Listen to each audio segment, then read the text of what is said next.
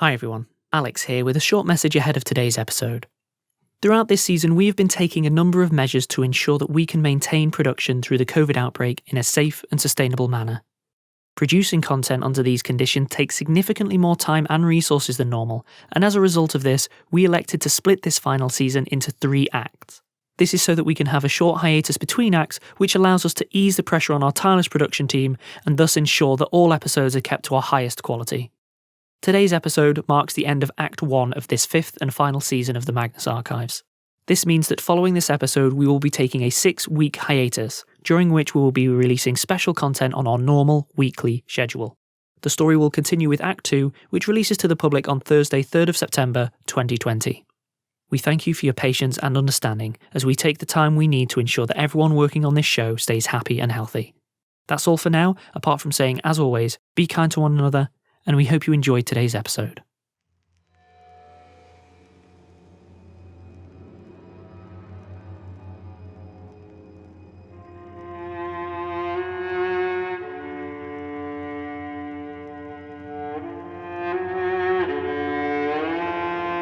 Rusty Quill presents The Magnus Archives.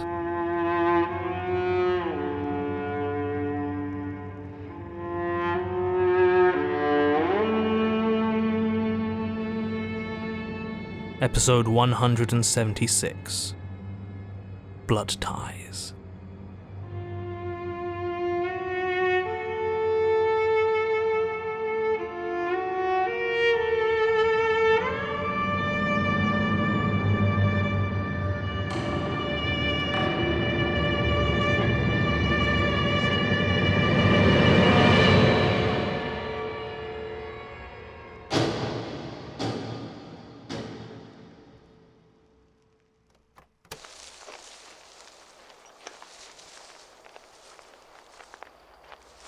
Hold on, take it easy. What? I'm going at a normal pace. You're the one that's slowing down. I am not. You are. You're dragging your feet. What's up? What aren't you telling me? Martin, please. I'm trying to find our way to Pastore. Talk to me, John. I'm fine. Glad to hear. And the fact that we're hunting our friend in a domain of the hunt isn't getting to you at all? Not even a little bit? I don't like betraying someone's trust like this. It's not a betrayal if you're doing it to help. I'm not so sure. Look, if it was me in her shoes, I'm sure I'd forgive you. It's for the best. Look, you'll feel better about it when it's done. Okay? Putting it off, it's just going to make you feel worse. Besides, I thought the hunt was meant to make you go faster. Depends on the type of pursuit. Besides, the chase isn't really the point of this particular place. Oh, no? No. I can't believe I'm asking this, but what is the point, then? Have you ever had your friends turn on you? People you thought you could count on? I mean, I worry about it, but actually, no. Not like a full-blown betrayal or anything. I'm glad. Because this place focuses on that worry, that fear of your own pack turning their claws on you. Is that really a hunt thing? Can be. The old divisions don't mean as much these days. Maybe they never did. The domains are smaller, more personal than the powers. They don't just feed on the worst fears of the people trapped there, they're shaped by them too. It's enough to fear the domain itself, if not the entire power behind it. We should get that on a mug. You don't have to fear the hunt to be trapped here. But it helps. So can we just move on? Soon. Look, John, I didn't want to say this, but we either need to move on or you need to tell me what's going on, because I think we're being followed. We are. Oh, okay. That's not what I wanted to actually hear. I know, that's why I didn't mention it before. Oh my God. But we're safe, right? As long as you remain calm, yes. Absolutely. So are you going to tell me what's going on? What the plan is? We're going to find Pastore. No, John, that's the goal. What I want is the plan, the steps in between that need us to be hunted through the woods. I'm flying blind here. Yeah, I'm sorry. I do know what I'm doing. How nice for you, but I don't unless you tell me. How are we even going to approach Basira? It's tricky. She's had a bad time. I mean, haven't we all? No. No, we haven't. Right. If we approach her directly, she's likely to bolt. And she can move a lot quicker than we can. Yeah, okay, but I'm still not hearing a plan as such. What? Hold on. Oh my god, are you actually serious right now? I'm sorry. Fine, I'll keep a lookout. Be quick. I'll do my best.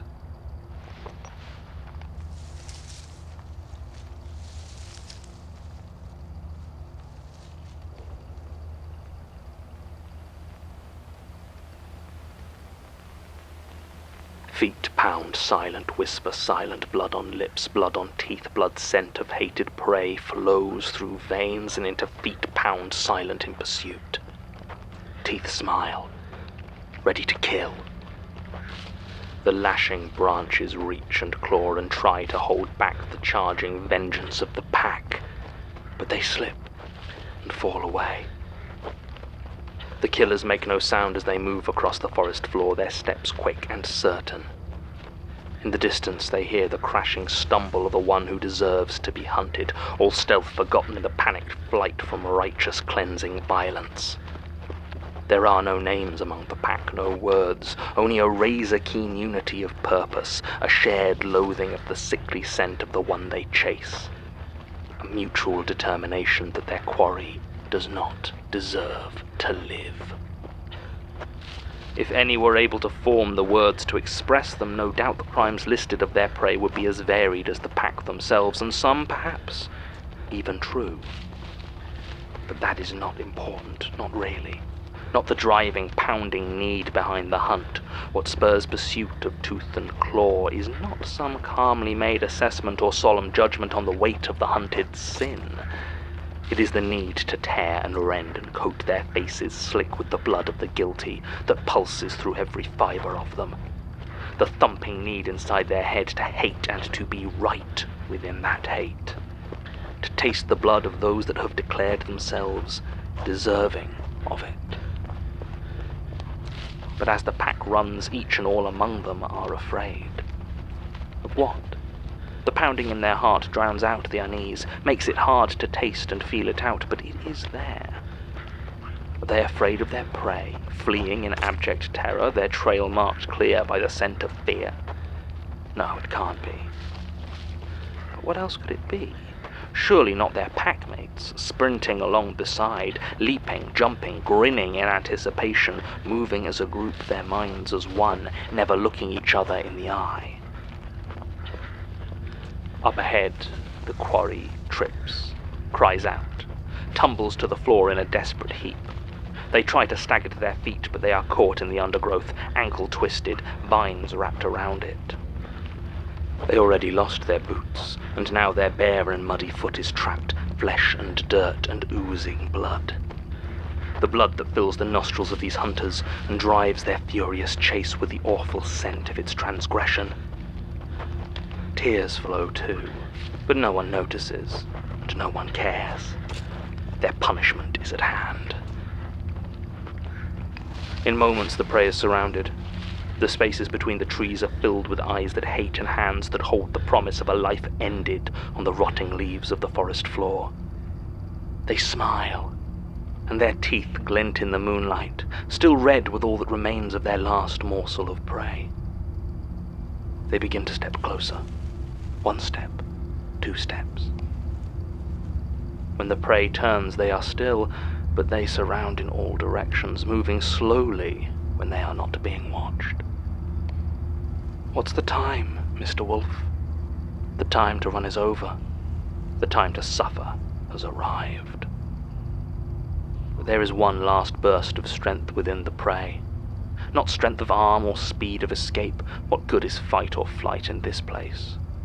But a strength of voice, of bitter, angry recrimination, hurling accusations upon their pursuers, hypocrites, bullies, pathetic wretches that would hound the innocent so.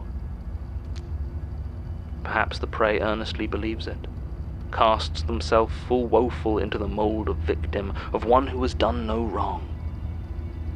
Or perhaps they feel within themselves the weight of the sin stinking out of them, flaring the hearts of their persecutors, but see in the faces that approach them those same transgressions shining, reflected back upon them. It doesn't matter in the end, for the cry is the same. This isn't fair. This isn't right. The pack descends and the prey is silenced. Protests cut short by teeth digging into throat, nails piercing skin and clawing at gristle, bones shattering under relentless, merciless blows. And the blood and bile flow freely, exciting the pack to ever greater raptures of cruelty, of pure and cleansing rage. They taste their fury in every corner of them. There is no sound to break their peace but the wet ripping of flesh, and the occasional transcendent scream of deserved agony. And then it is over. There is a moment, a single, holy moment of blessed absolution, washed clean in sweet and sticky blood. And then the unease returns, the uncertainty and fear that at some moments gripped them throughout their pursuit. They look around from one to another, aware as they stand over the twitching remains that they are suddenly without prey. Expressions sharpen, eyes narrow, growls begin to bubble up deep from within each chest. They are afraid. They can each smell it wafting from the others, but who will it be? Who is the most afraid? Which of them held back? Which of them... There. You. Blood on your hands, no doubt, blood on your lips, but not much. Not much at all. Perhaps you couldn't get close enough, there were so many hunters after all. Or perhaps you stayed your hand out of mercy, out of sympathy. Perhaps you stink of that same sin. No words need to be spoken, no accusations put in so coarse a form as voice. The pack immediately knows which among them is no longer theirs, which has exposed their own iniquity, which is now prey. The prey turns and runs, all grace of the hunt forgotten as they stumble, crashing through undergrowth and dirt. Behind them, feet pound silent.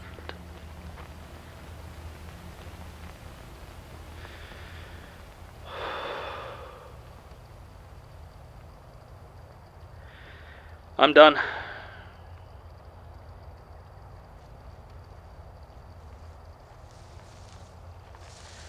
You alright? Just peachy. I don't know, I feel like I saw something in the trees. You did. Oh, fantastic. You're very reassuring, you know that? Is it that pack thing you were talking about? No, they'd have no interest in us. We're not one of them. Look, John, if you know what it is, then why don't you just tell Hold me? So, no, John, you just did a statement. I don't care if you want another one. Martin. You've got to move. Right. Martin, do you trust me? What? Oh, Christ, this can't be good. Yes? Then it's very... Listen, look at me. The next couple of minutes are going to be quite unpleasant for one of us, and I'm sorry. So, what? You need to remain very calm, and don't make any sudden movements. Oh, okay, now I'm worried. What do you... Don't move. Don't you fucking move. And don't you say a word or I'll cut him open. I know what the voice of yours can do, so shut it. Mm-hmm.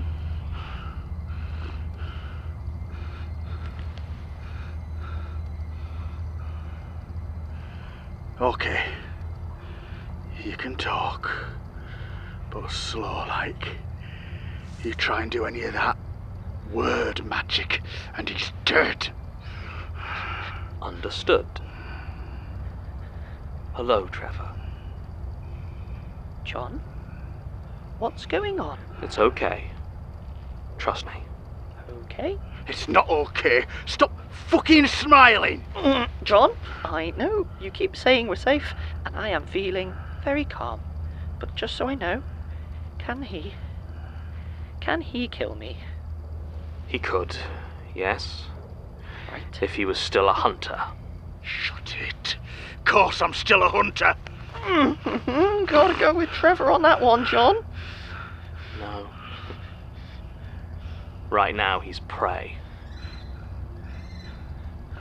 How long have you been running now, Trevor? Dunno. Too long. And Julia? Dead. I'm sorry. Shut it. Should have been me. I'm old. Slow. It's not fair outliving her. But that dog of yours, that rabid bitch, she knew. Killed her first so she could see me limp away. It's a game to her. If you're looking for my pity, I'm afraid you're too late. John? What I want is to make you feel the same loss. John? It's okay, Martin. Maybe I spoke too soon. Perhaps I do have some pity for you. After all, I know you, Trevor. You've had a tough life. Hardship from beginning to its strange and twisted end. Never complained. No, you haven't, have you? And maybe that's the greatest tragedy of all this. I'm sorry, Trevor. For what? For putting us all in this situation.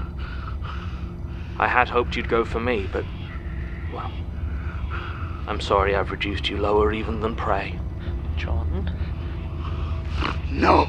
To bait. Oh. Oh, Christ, he just... Relax, Martin. I'm not gonna relax. I'm sick of never knowing what's going on, and then... Hello, Basira? Basira? Don't move, either of you. Hey, whoa, Basira, it's us. I said don't move. This place plays tricks. It is us, Basira. Sure. And you just happened to wander into Trevor's path while I was tracking him. What a fun coincidence for everybody. Not a coincidence. Can I at least put my hands down? My arms are kind of getting tired. Prove you're real. What? Like, pinch you, or... Prove you're really Martin Blackwood. How? You could do a poem. Shut up. John, this is serious. What's something only Martin would know? What? I don't know. Fine. No, wait. God, I don't know. We've never hung out much. I've no idea what you know about me. What about you? I mean, I can know literally anything, so ask away, I guess. You understand how unhelpful that is for proving identity. I'm sorry to be an inconvenience. Well, you better think of something, or... Basira, I know you're not going to shoot us. There's already too much doubt in your mind. I told you before not to look into my head. So you do believe it's me, then? Know-it-all prick. So, can I... Yeah, put them down, Martin. It's fine, you're you. Oh. You're sure? If you were monsters, that would mean I'd get to finally kill something with your smug face. No way am I that lucky. Can't fault your logic. Come on, you've wasted enough time already. Hey, wait! I said, come on. What? John? After you.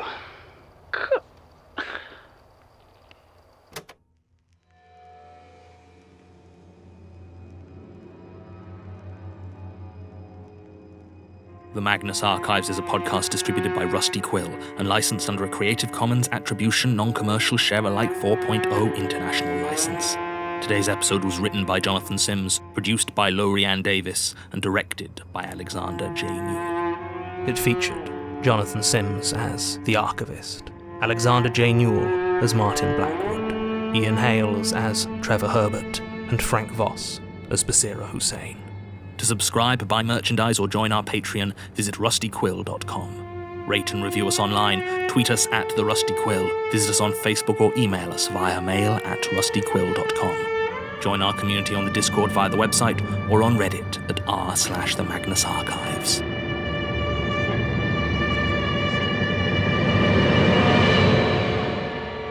Thanks for listening.